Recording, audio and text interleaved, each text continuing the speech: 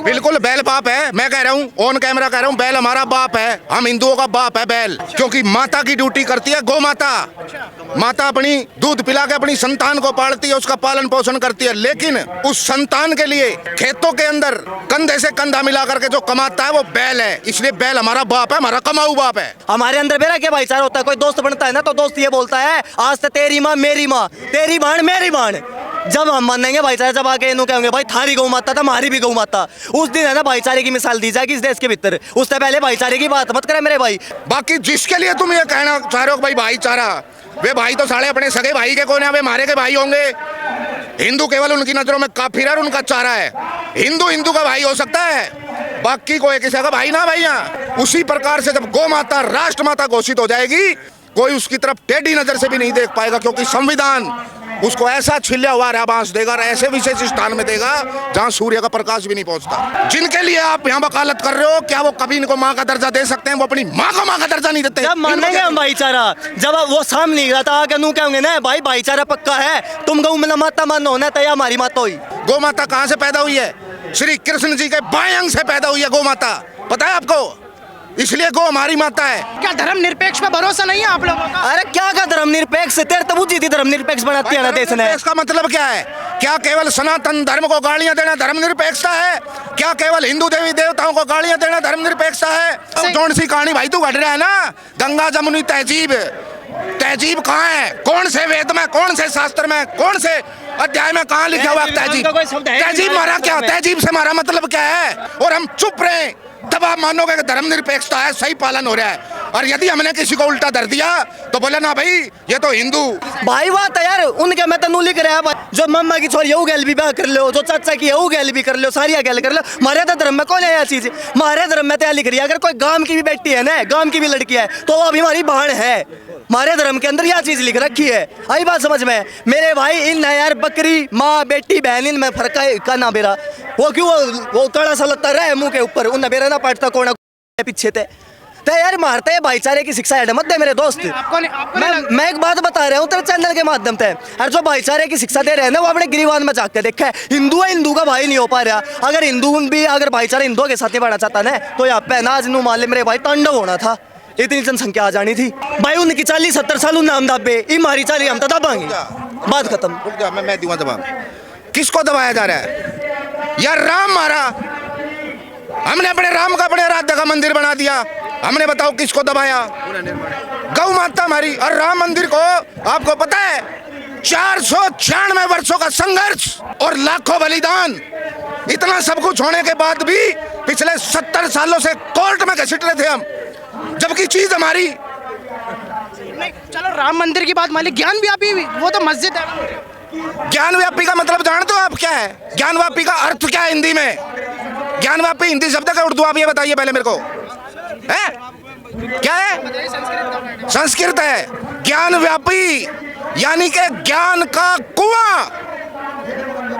अब वो ज्ञान व्यापी शब्द जिनकी तुम यहाँ वकालत कर रहे थी, उनके किसी ग्रंथ में किसी उसमें लिखा हो, किसी किताब में, तो मेरे को बता दो, हम मान लेंगे।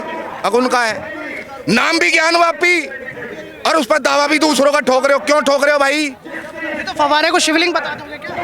फुहारा उनके बाप दादा ने देखा था 400 साल पहले फुहारा, साढ़ा दो पानी भी ना रहा करता, रेत दे ही ना मान जा करते, उड़कड़े के फुहारे आ गए यार अरब में। बात बताया मेरे तो तू है। अरे एक बात छोटी सी बता, 800 साल तो रहा होगा मुगल अगर आज 800 साल भी ना रहा, 800 साल पहले मुगल आए थे, उससे पहले कौन सी मस्जिद थी देश में? बता, कड़ा गोड्डे धर के पूजा करते, कौन है नमाज पढ़ा करता? 800 साल पहले तो मंदिर होंगे। अरे मंदिर तोड़ के यार एक बात बता, आज तू सक्षम नहीं है, मैंने तेरा ये माइक वगैरह सारी चीज खोज कर मैंने घर ले गया, कल ना तू सक्षम हो गया तो ये वापस नहीं खोज सका मेरे ते तू आके। तेरा धर्म है यो ना, तो तू नपुंसक का होगा। अरे यह छाप हम आने वाली जनरेशन के ऊपर नहीं छोड़ना चाहते कि हमारे बच्चे कल ना कनू का इतने बड़े मर्द थे क्या अपने मंदिर में नहीं ले गए तुम ते, यह चीज हम नहीं होने देंगे भाई। और सारे मंदिर लेंगे पर वही फिर राजनीति। एक आखिरी जब ये वाला सवाल सर, अब अलीगढ़ हरिगढ़, अली से दिक्कत है अलीगढ़ से दिक्कत है? नहीं, जब उसका पहले नाम हरिगढ़ था तो हरिगढ़ को यदि हम दोबारा हरिगढ़ बना रहे तो दिक्कत क्या है? देखिए कुछ आक्रांता आए, कुछ लुटेरे आए, उन्होंने इस देश के अंदर खूब लूट मार करी, माँ बहनों की आबरू लूटी, मंदिरों को तोड़ा, हिंदुओं को उनका कन्वर्जन कराया, धर्मांतरण कराया, फिर वो अपनी यहाँ पहचान लगा के चले गए मोर। अब हम सक्षम हैं, अब मेरे में दम है। मान लो मेरे घर पे किसी ने कब्जा किया, आज मैं चुप हूँ, 10 साल बाद 20 साल बाद जब मैं सक्षम होऊंगा तो मैं उसको उसका जवाब दूंगा और मैं अपना घर वापस लेने का प्रयास करूंगा। आज हम सक्षम हैं, इसलिए हम अपनी चीजें वापस ले रहे हैं, इसलिए हरिगढ़ बन रहा है, इसलिए श्री राम मंदिर बन रहा है। और ध्यान रखना, आपके चैनल से ऑन कैमरा बोल रहा हूँ, गौ माता भी राष्ट्र माता बनेगी। जय श्री राम। गौ माता भी राष्ट्र माता बन गया। बिल्कुल बनेगी, कौन रोकेगा? कौन रोकेगा?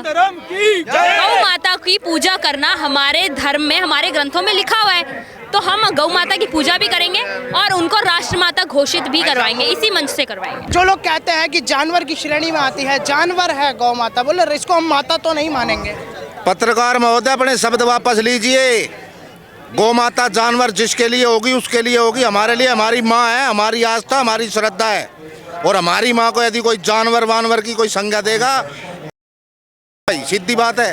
नहीं, कहते हैं कि गौ माता है तो बैल भी बाप होना चाहिए, फिर तो ऐसा भी लोग बिल्कुल बैल बाप है, मैं कह रहा हूँ, ऑन कैमरा कह रहा हूँ, बैल हमारा बाप है, हम हिंदुओं का बाप है बैल।